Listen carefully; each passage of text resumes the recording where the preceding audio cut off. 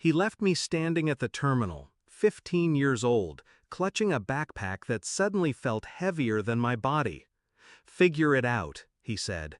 Then he turned his back and walked toward first-class check-in with his new wife and her kids, laughing as though I didn't exist. I didn't cry. I froze, because in that single shrug I understood my worth to him, disposable. But what he didn't know was that abandonment sharpens the blade, and I was about to become the sharpest weapon he'd ever face. My father wasn't always cruel, at least not in ways I could name.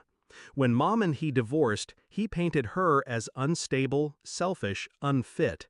I was 8. I believed him. He fed me his narrative. She didn't care, she chose wealth over family, she left us. So I clung to him. I made myself small, obedient, desperate for his approval. But his approval had a price: obedience, silence, loyalty to him, and contempt for her. For years I paid, and still it was never enough. By the time I was a teenager, the cracks widened. The new wife arrived. With her came 2 stepbrothers who could do no wrong. Family trips became theirs, not mine. Meals, gifts, affection, doled out unevenly. I was the extra luggage he tolerated. The airport was the breaking point, the final, cruelest cut. He abandoned me so he could sip champagne on a beach with them. A child discarded, a nuisance erased. But in the silence of that terminal, I made my first real decision. I would never beg for his love again. I scrolled through contacts until I landed on a number I hadn't dialed in years. My mother's. My hands shook when I pressed call. Would she even answer? Would she even want me? Her voice came through, breathless, then breaking. My baby? Hours later, I saw the impossible, her jet descending, sleek and private, cutting through the night sky like salvation itself. When she stepped out, tears streamed down her face. She didn't ask why I called. She just pulled me close and whispered, "Never again." That was the moment I knew who had lied to me all along, and who had been waiting in silence, ready to love me the second I reached out. 3 months passed. 3 months of lawyers, documents, revelations. Mom wasn't just wealthy, she was prepared. She had evidence of years of neglect. She had connections in courts my father never imagined I'd step foot in. And she had me, no longer afraid, no longer silent. Together, we built a case. Custody violations, financial exploitation, neglect, abandonment. Every lie he told about her began to collapse under the weight of truth. The day he returned from vacation, bronzed and smug, he walked into a house that no longer contained me. My room, empty. The posters, books, photos, gone. Even the bed stripped bare.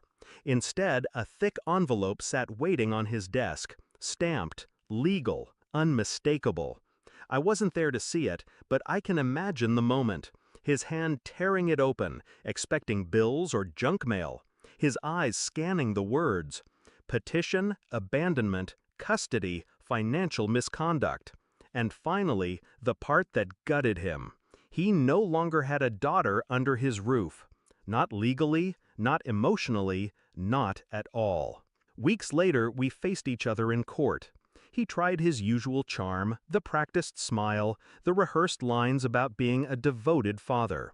But charm crumbles under cross-examination, and facts don't bend to theatrics. Photos, statements, receipts. The testimony of a 15-year-old girl with a steady voice and no tears left. I watched the judge's face tighten. I watched my father's mask slip. And for the first time in my life, the scales tipped my way. When the ruling came, it was swift. Sole custody to my mother. Financial restitution demanded. Visitation rights stripped until he proved himself fit. My father sat there, red-faced, fists clenched, while his new wife whispered in his ear, panic flashing across her face. They had gambled everything on me being weak. They had lost. Now I live in my mother's world, not just one of wealth, but of stability, of love that doesn't have to be earned, of freedom from walking on glass, waiting for the next cruel shrug. Sometimes I think about that airport, the moment he walked away, the last time he underestimated me. He thought he was discarding baggage, but I was shedding chains. He wanted me to figure it out, and I did. With lawyers, with strategy, with silence that cut sharper than screams. When he comes home now, he returns to emptiness, an empty room, an empty house, an empty place where his daughter used to be. And all that remains is the envelope. The one reminder that power shifted the moment he walked away. I don't need revenge and flames or violence. I chose the quiet kind, the kind written in ink and stamped by the courts, the kind that leaves a man with everything, except the one thing he can't replace: me.